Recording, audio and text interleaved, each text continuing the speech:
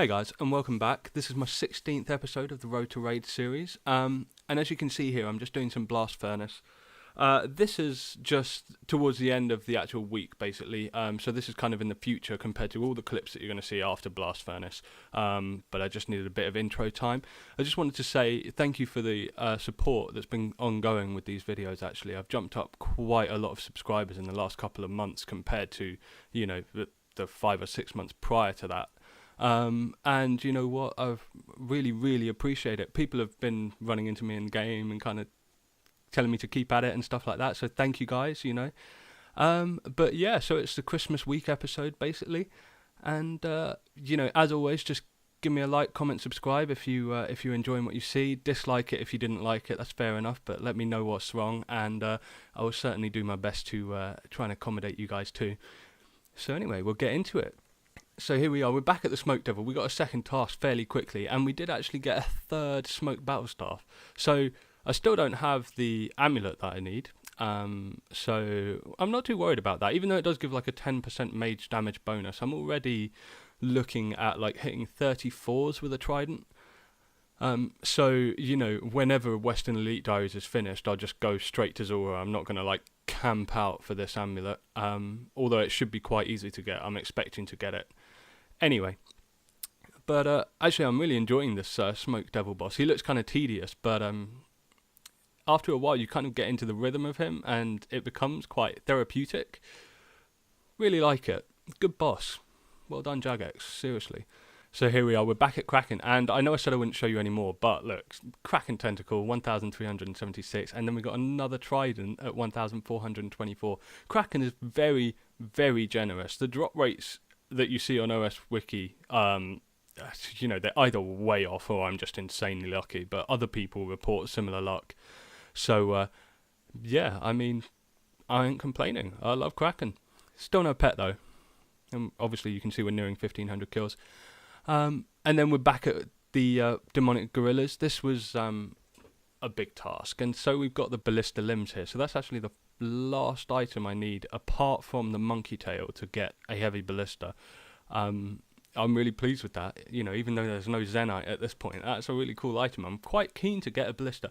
I would really like to know, by the way, if anybody's got any tips. So I know that rune javelin heads are better to high alch without attaching to a javelin, but are they good enough DPS? If I was going to use the ballista at raids, would I be using rune javelins? So it'd be really nice if somebody could let me know. Because I'm not sure whether to fletch like over 2,000 of them or to alch them. It'd be really nice if anyone had a really good point. If they knew what was going on, I could really use the advice there. And so we did continue with this demon task, and amazingly, what you're about to see is a total turnaround of luck. This is something I've been waiting for so long, and we went nearly triple the drop rate. And you know what's coming, and you can see, look, Christmas was just made. That was it. I've been trying so hard for that. It's taken me like the best part of 2 months of grinding. I haven't gone back through my videos to double check, but honestly, it's been a long time that I've been looking for a Zenite shard. So that is the first one, and I can make my Ring of Suffering, so we'll go do that. Obviously, to make the ring, I need to get the boost, and I need to actually combine the Onyx and the Zenite. So I've had the Onyx for a long time. You may well have seen that in a previous video where I was buying 3 Onyxes. And this is a process I've never done before personally. So when Monkey Madness 2 came out in the first place, when I was playing on my main, I got a Zenite shard on the second day, and somebody offered me collateral of like a Bandos chestplate and a Zami Godsword so that they could take my Zenite and make it into a Tormented Brace. So I never really learned the process here. But this is, it's a little bit different. I like it. It's, it makes the process of making this, item actually quite different and interesting. And I've cut out a bit there where I get really confused. I had the boost, I got it on the first attempt, and I couldn't work out why I couldn't make the ring, and it turns out I needed to cut the gem, the Onyx that had been combined with the Zenite. I still needed to cut it. So I'd logged out, Googled it, and then realised what I was doing wrong when I logged back in, and so I cut all that out, and there we go, we've made the Ring of Suffering, and we're going to charge it up. So I initially stuck 20 recoil rings in there, which gave 776 recoil charges. Then I decided to stop being a wimp about it, and I charged all my recoils that I had in my bank. So there you can see 393 or so, and look at the charges, 16,000, nearly 16,500 recoil charges. That's going to last me a long time of Zora. I'm so psyched about that. As you can see there, it's not imbued. I have to admit, I completely forgot that you needed to imbue it. I was just like, I don't know, just brain fart. I just went straight back to Gorillas to finish off the task. So I still haven't imbued it because I went on the skilling grind for the Western Elites. So I will sort that out. Don't you worry. It is very key, and it will be being done before I actually use the ring for anything significant. Now here we are. We're just at our Abyssal Demon task, and I've got to apologise, guys. Like, I'm awful at missing stats. This is... combat stats especially. Skilling is really easy for some reason because you have to look at the screen every inventory, but like the clan that I sit in, we were just chatting about raids, you know, and I'm quite excited about getting to raids on this account. And I mean, I looked over and OS Buddy said 1 kill left till 99 HP.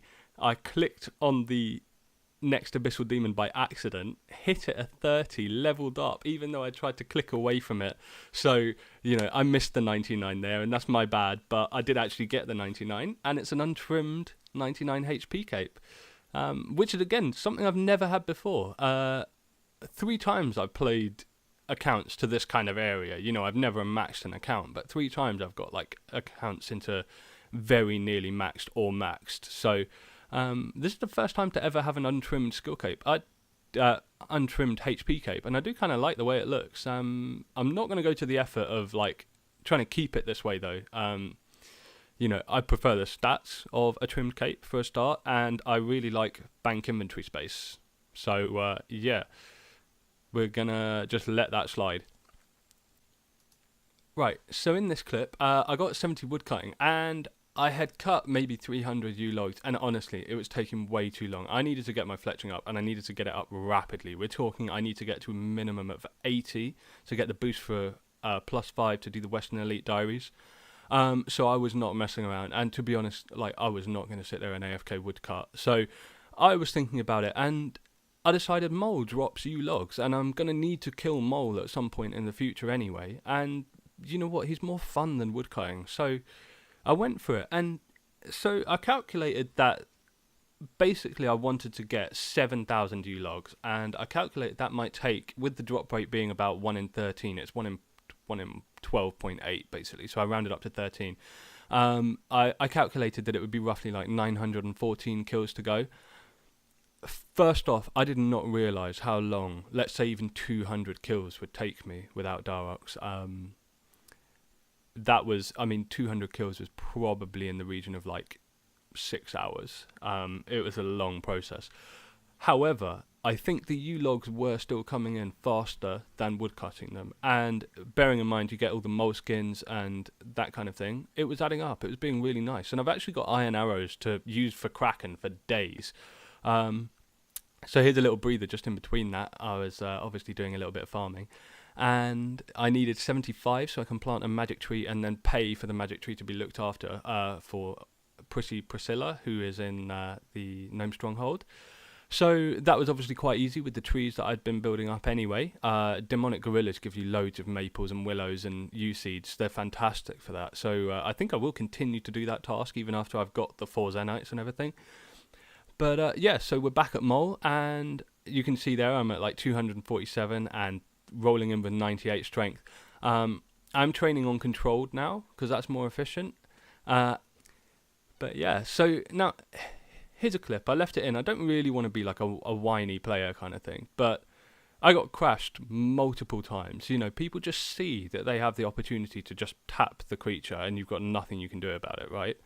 And so this guy was just, you know, trolling and just whacking it, and honestly, I have had enough of players like this. And I encountered quite a few of them. This one I decided to video, and in the end you'll see I reported him for disruptive behaviour. But, you know, nothing ever really seems to get done, like, against these players. You know, I don't even necessarily want a ban on them. I just would like them to have, like, an infraction so that they can see that they might be closer to being banned, you know, for this kind of behaviour. But in the end, what I ended up doing was just having my main logged in there. And this is not a joke. I played for about 3 hours just making sure my main was standing there in full Dark's torch around me, the whole lot, just making sure that if people came, they knew that I would be able to compete if they tried to mess with me. It's a shame that you should ever have to do that. Back in RS3, before it became EOC, there used to be these little clan flags that you could put down, and they were fantastically useful for if you were doing like co-op or something like that, and it would just mark that you were there. So I think something like that could be really useful. Now, this clip is huge. Like, I am such an advocate for pets in this game. Like, I love them. I love having a little mascot following you around. I think they're so infinitely cute. Honestly, like, pets are the best in RuneScape. Mole pet is like meme worthy on a hardcore, and it's also fantastically cute. It's something I don't have on my main. I was so chuffed, and you can see it was like 312 kill count. I love this little guy. He's been following me everywhere since. And look, you can just see a little family photo there. They're so cute together. A little Santa hat on the dad. But yeah, so I was very pleased to get that. So mole's effectively completed, but here we're exchanging 1,200 odd, skins and claws for the nest, obviously, which, I've never done that before. I've never saved up like 406 kills worth of mole and just traded them in. And you can see I stopped at 4,000 G logs as well. 7,000 was going to take far too long, and I realized that I have darts and things that I can make that will round me up to level 80.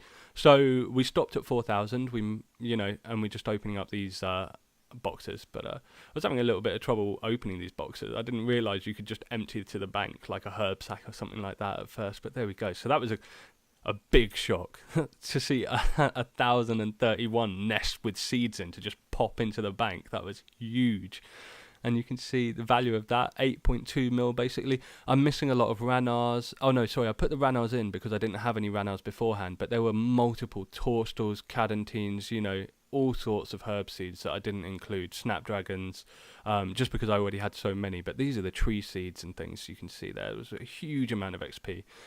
So now we're fletching the U logs that we got, and we've unlocked the onyx tip bolts, which is actually really great because I can finally make them and then alch them, which I have a few onyx tips. And then we got 74 fletching, and we moved on, and we got 75 farming, and it's time to get that magic tree sorted out eventually. So there we go, 75 fletching. Just getting through these levels a bit. 76.